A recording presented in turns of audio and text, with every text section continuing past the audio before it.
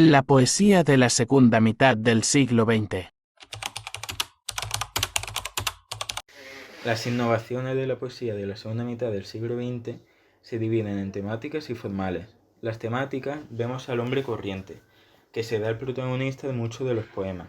Esta nueva poesía mostrará al humano inmerso en su rutina y rodeado de una triste y resignada cotidianidad. Asimismo, esta poesía pone de relieve las desigualdades de una sociedad injusta que conducirá al individuo por los senderos de la alienación, la locura y la desesperación. La barbarie de la Segunda Guerra Mundial y del exterminio nazi llevará a los autores a escribir una literatura filosófica o reflexiva. Es también significativa la presencia de voces provenientes de zonas periféricas como Turquía, Suecia o Palestina. Las innovaciones formales son las siguientes. Para reflejar la vida cotidiana del hombre se usará un lenguaje sencillo y directo, y en busca también de un nuevo lenguaje dañado y herido debido a la proximidad del horror causado por la Segunda Guerra Mundial y el Holocausto nazi.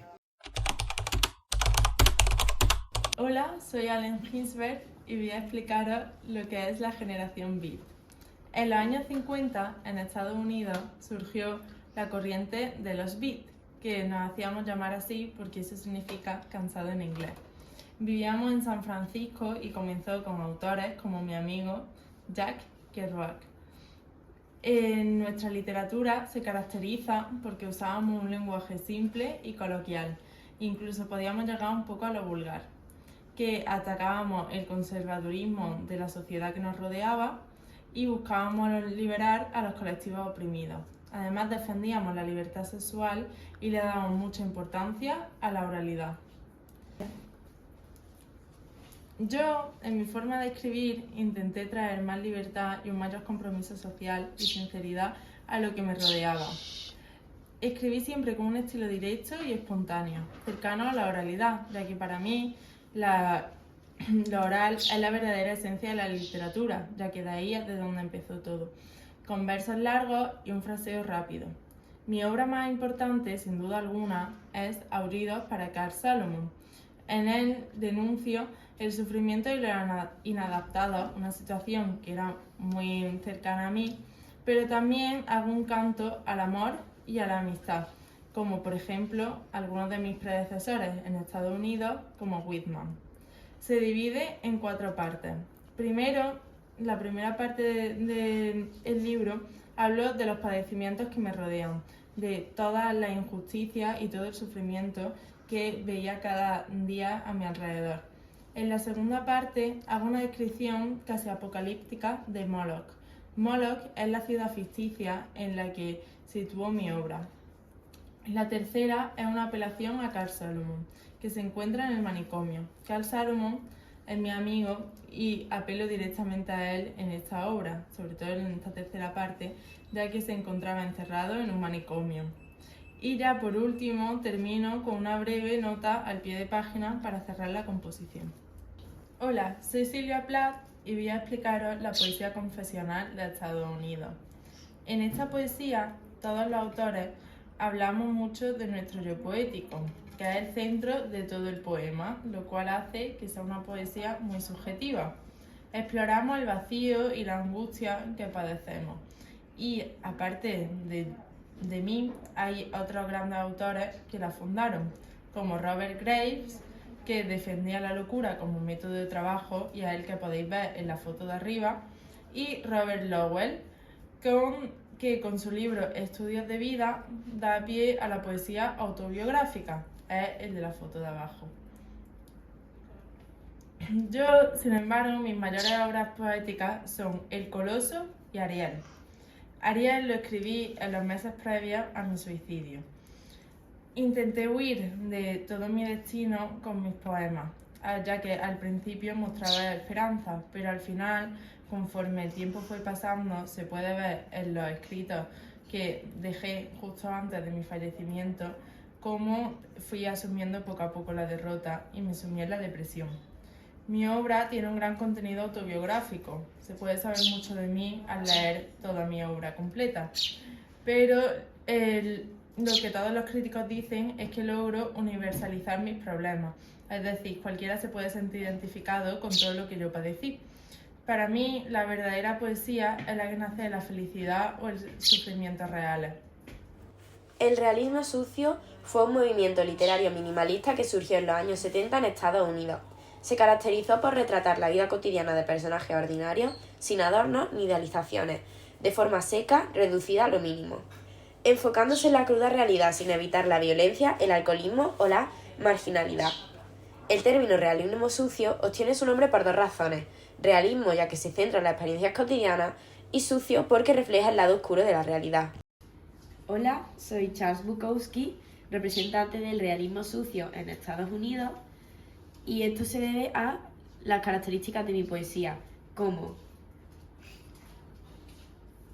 el lenguaje crudo y directo y el tono prosaico, es decir, como si fuera una narración, además del estilo sobrio, o sea, minimalista y procaz, atrevido, y muy desvergonzado con el uso del vocabulario. El tono prosaico tendente a lo narrativo, aunque siempre usando frases breves. En mi poesía construyo una denuncia social en la que reflejo, además de las experiencias cotidianas de los excluidos sociales, apunto a los ricos y poderosos que salen favorecidos en una sociedad desigual. Me caracterizan mi misantropía, es decir, la aversión al trato con las personas, y el pesimismo. Los protagonistas de mi obra van a ser la ciudad y los seres marginales que habitan en ella, como vagabundos, lo vamos a ver en el siguiente poema que vamos a leer, locos, prostitutas, borrachos y poetas. Es decir, que quería representar la realidad de los suburbios de Los Ángeles, ciudad de la que hablo con cierta ternura, ya que me crié allí. También presento a otros personajes más comunes, como camareras, basureros o pensionistas. Pero mi personaje principal se llama Henry Chinaski, mi alter ego. Este personaje representa mi actitud dura y pendenciera, es decir, que tendía a tener muchas riñas y peleas, además de aislarse en el alcohol y en la literatura para huir de la realidad convencional, que estaba marcada por los poderosos. En la frase que viene aquí en la presentación, digo: lo que él realmente necesitaba era una botella de cerveza helada, con la etiqueta un poco mojada y esas gotas frías tan hermosas sobre la superficie del vaso. Esta fue una frase que dice mi personaje Henry Chinaski, así podemos notar el alcoholismo. En 1960 publiqué mi primera obra, Flower, Feast and Bestial Wild. A esta la siguieron otras muchas. Después publiqué varios libros de cuentos. Finalmente publiqué mi primera novela en 1971, Cartero. Justo antes de fallecer publiqué mi última novela, Pulp. La poesía en Inglaterra. La Inglaterra posterior a la Segunda Guerra Mundial no disfrutaba del auge económico norteamericano. Las duras condiciones de vida en un país devastado por los bombardeos alemanes van a explicar en cierto modo el abandono del interés por la novedad e intelectualización, que había estado en manos de poetas como Eliot, Pound y Yeats. De ese modo, el poeta común es más realista, se vuelve austero y repara en lo cotidiano, lo que da como resultado una poesía comercial. Esta toma un carácter más directo y realista. Para poder comprender el nuevo marco, es necesario recurrir a la tabla siguiente. El movimiento. El movimiento apuesta por una poesía clara y equilibrada, llena de giros coloquiales y palabras de uso común. El ciudadano corriente parece convertirse en el centro de atención, entre otras cosas porque su anhelo es entender los poemas. El uso de imágenes, figuras retóricas, símbolos, metáforas o valores éticos o míticos quedan extraordinariamente pobres o ausentes. El interés se centra en las emociones comunes e incluso la rutina cotidiana. Los mayores representantes fueron Kingsley Amis, Robert Conquest y yo, Philip Larkin. Mi nombre es Philip Larkin. Nací en 1922 y morí en 1985. Rehusé a escribir una poesía elevada y profunda, ya que creo que la poesía debe reflejar la realidad cotidiana. Al igual que otros en aquella Inglaterra, temí que la guerra generó una gran miseria y pesimismo. Encuentro inspiración en los objetos comunes y las situaciones banales del día a día, como la incomunicación, la soledad o el paso del tiempo. Mis ejemplos más destacados son las bodas de Pentecostés y Ventanas Altas. Para intentar rebajar la tristeza que me provoca la vida, me refugio en la poesía y en los pequeños placeres cotidianos. Mi visión sobre la función del poeta es que debe desenmascarar la realidad a través de una poesía directa y sincera, que ayude al hombre vulgar a salir del autoengaño en el que vive. Por todo ello, mi poesía ha sido tachada de melancólica. La poesía después de Auschwitz. Tras el horror del nazismo, Europa y sobre todo Alemania enmudecen. En este contexto de estupefacción general, de incapacidad de concebir el exterminio nazi, el filósofo Theodor Adorno afirmó: «Es una barbarie escribir la poesía después de Auschwitz», lo que significaba toda la imposibilidad de decir el dolor en palabras. Gran cantidad de jóvenes escritores dejarían de escribir versos en medio del horror, al considerar que el ser humano había cruzado la frontera entre lo racional y lo monstruoso, y que la búsqueda de un lenguaje para nombrar ese sufrimiento no era posible. Algunos escritores se opusieron, por buscar en los márgenes del silencio la palabra poética. Destacamos el caso de Paul Celan o de Jo Ingeborg. En palabras de Günter Grass, se exigía la renuncia al color, prescindiendo de imágenes, muchos matices fecundos. El gris debía de volver a brillar por medio del gris, y su tono sería sobrio como el gris en que celebran hoy los alemanes su realidad, y entre las cenizas brotó la poesía. Mi nombre es Paul Celan. Mi poesía fue minimalista, tanto en la forma como en el fondo. Mis versos tratan de expresar el dolor por medio de un lenguaje herido y tenso. El exterminio se convirtió en mi mayor obsesión, al igual que el sentimiento de culpa. Yo consideré que el ser humano falló, ha fracasado en su humanidad. De ahí que el lenguaje poético que empleé se vuelva incomprensible, oscuro y abstracto. En esta época la comunicación es inhumana. Sin embargo, en mi reafirmación poética aspiré a la necesidad de un entendimiento. El lenguaje debe servir no para el monólogo, sino para el diálogo. A menudo en una botella, pues dice, puede naufragar el mensaje. Soy Ingeborg Bachmann. Nací en 1926 y morí en 1973. Soy una de las autoras más importantes de las letras germánicas del siglo XX. Fui narradora y poeta, y tuve el honor de ser la primera mujer en ocupar una cátedra de estudios poéticos en la Universidad de Frankfurt. Uno de mis temas más recurrentes es la búsqueda de palabras no gastadas para expresar la verdad. Mi poesía supone un ejercicio consciente de conocimiento y un modo de denunciar la barbarie de mi tiempo. Así, en El tiempo postergado, un yo poético desilusionado se lamenta de la destrucción del mundo que lo rodea. Pronto recibí el apoyo y el impulso del grupo del 47, quienes premiaron mi primera obra, El retraso consentido. En mi trabajo, el lirismo y el compromiso se combinan de manera inseparable.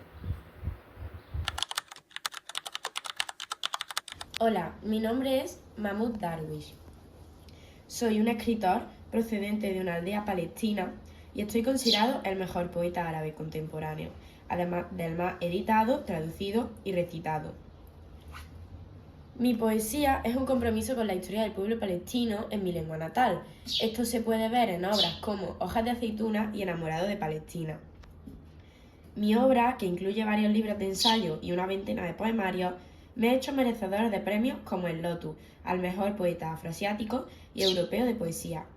También fundé y dirigí la revista Al Carmel, fundamental en literatura árabe contemporánea. La isla de Palestina en la que nací desapareció al crearse el Estado de Israel y mi familia tuvo que emigrar al Líbano. Después decidí regresar a Israel, recibiendo por parte del gobierno el Estatuto de Presentes Ausentes, que me negaba todos los derechos. Desde entonces, y debido a mi militancia política en el Partido Comunista, mi vida transcurrió entre la prisión y el exilio en países como Moscú, El Cairo, Beirut. Mis obras están condicionadas por la trágica situación de Palestina, aunque mi lírica se va haciendo más introspectiva y simbólica con el paso del tiempo. Como en obras como En presencia de la ausencia, un libro en el que mezclo género y tono, además de ser una autobiografía, y un poemario en prosa a modo de diario que se llama La huella de la mariposa. Las características principales de mi obra son el lenguaje desesperado y coloquial para presentar, como ya he dicho, la realidad compleja de Palestina y el uso de metáforas y símbolos de gran lirismo.